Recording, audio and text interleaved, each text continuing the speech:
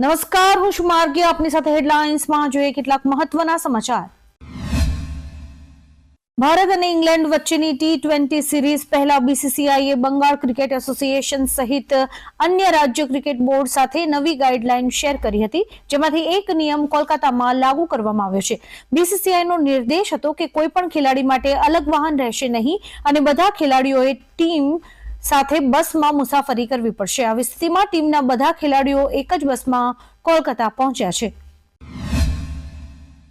Film અભિનેતા અક્ષય કુમાર હવે દક્ષિણ સિનેમા તરફ વળી રહ્યો છે. તે કન્નપ્પા ફિલ્મથી તેલુગુ ઇન્ડસ્ટ્રીમાં ડેબ્યુ કરી રહ્યો છે. આ ફિલ્મમાં તેનો લુક પહેલીવાર જાહેર કરાયો છે. આ ફિલ્મમાં અક્ષય ભગવાન શિવની ભૂમિકામાં જોવા મળશે. પોસ્ટરમાં તમે જોઈ શકો છો કે તે ભગવાન શિવના અવતારમાં ત્રિશૂળ લઈને ઉભો છે. તેના એક હાથમાં ત્રિશૂળ અને બીજા હાથમાં ડમરૂ છે.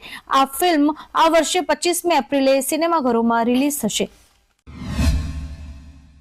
ભારતમાં કોઈ પણ જગ્યાએ જવા માટે ટ્રેનને શ્રેષ્ઠ માધ્યમ માનવામાં આવે છે. આવી સ્થિતિમાં ટ્રેન મુસાફરો માટે વધુ એક સારા સમાચાર આવ્યા છે.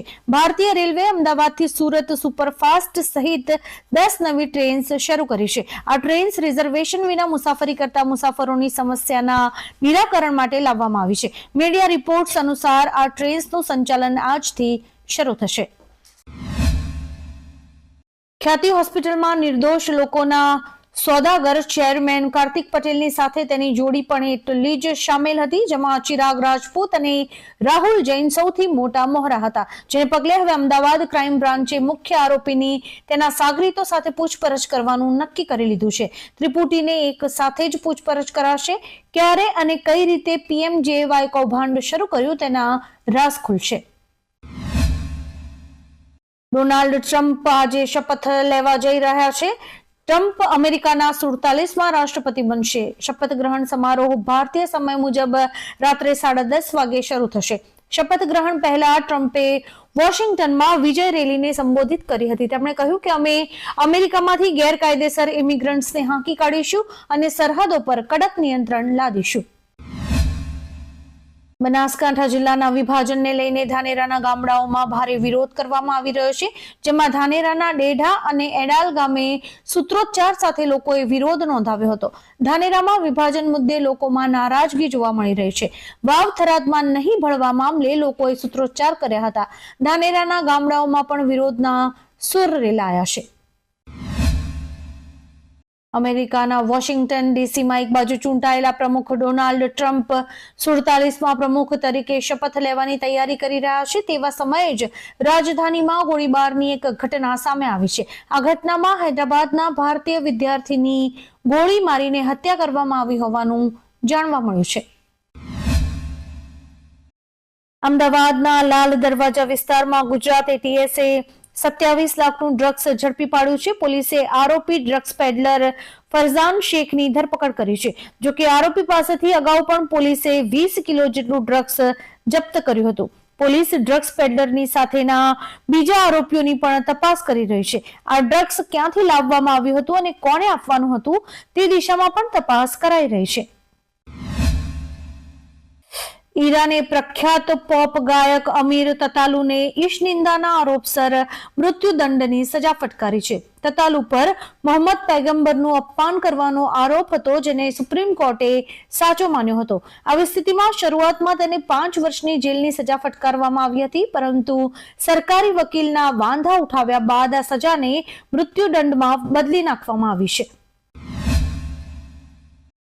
કોલકાતાની આરજીકર મેડિકલ કોલેજમાં તાલીમાર્થી મહિલા ડોક્ટર પર બળાત્કાર અને હત્યાના કેસમાં સિયાલદાહ કોર્ટે સજાની જાહેરાત કરી છે. કોર્ટે દોષિત સંજય રોયને આજીવન કેદ અને 50,000 રૂપિયા દંડની સજા ફટકારી છે. સંજય રોયે છેલ્લા શ્વાસ સુધી જેલમાં જ રહેવું પડશે. આ કેસમાં કોર્ટે કહ્યું કે આ rarest of the rare case નથી.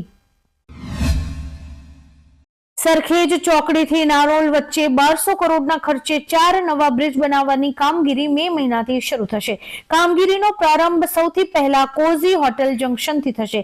એ પછી પીરાણા જંકશન પર કામ શરૂ કરાશે. ત્યારબાદ તબક્કાવાર રોડ પહોળો કરાશે અને શાસ્ત્રી બ્રિજ અને એલિવેટેડ બ્રિજની કામગીરી શરૂ કરાશે. અત્યારે જુહાપુરાથી સરખેજ સુધી સોઇલ ટેસ્ટિંગ શરૂ કરવામાં આવ્યું છે. અમિત શાહ વિરુદ્ધ કરેલી ટિપ્પણી બદલ માનહાનિના કેસને રદ કરવાની માંગ કરતી રાહુલ ગાંધીની અરજી પર આજે સુપ્રીમ કોર્ટમાં સુનાવણી હાથ ધરવામાં આવી હતી. આ અંગે કોર્ટે ઝારખંડ સરકાર અને ભાજપના સ્થાનિક નેતાને નોટિસ પાઠવી છે. ભારતીય જનતા પાર્ટીના કાર્યકર નવીન ઝાએ 2019માં અમિત શાહ વિરુદ્ધ કરેલી ટિપ્પણી બદલ રાહુલ ગાંધી વિરુદ્ધ કેસ દાખલ કર્યો હતો અને હવે રાહુલ ગાંધીને સુપ્રીમે મોટી રાહત આપી છે. અંબાલાલ પટેલે એક નવી આગાહી કરી છે, જેમાં તેમણે જણાવ્યું છે કે ઠંડીમાં 2 દિવસ ઘટાડો થશે. 22 થી 23 જાન્યુઆરીથી દેશના ઉત્તરીય પર્વતીય પ્રદેશોમાં હિમવર્ષાની સંભાવના રહેલી છે, જેના કારણે 22-23 જાન્યુઆરીએ ગુજરાતમાં ઠંડી વધી શકે છે.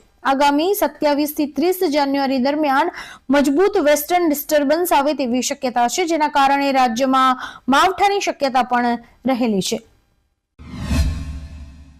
ડાકોર મંદિર ફરી એકવાર વિવાદોમાં આવ્યું છે. મંદિરના સેવક વિનોદભાઈએ ટેમ્પલ કમિટીના મેનેજર જેપી દવે ઉપર ગંભીર આક્ષેપો લગાવ્યા છે.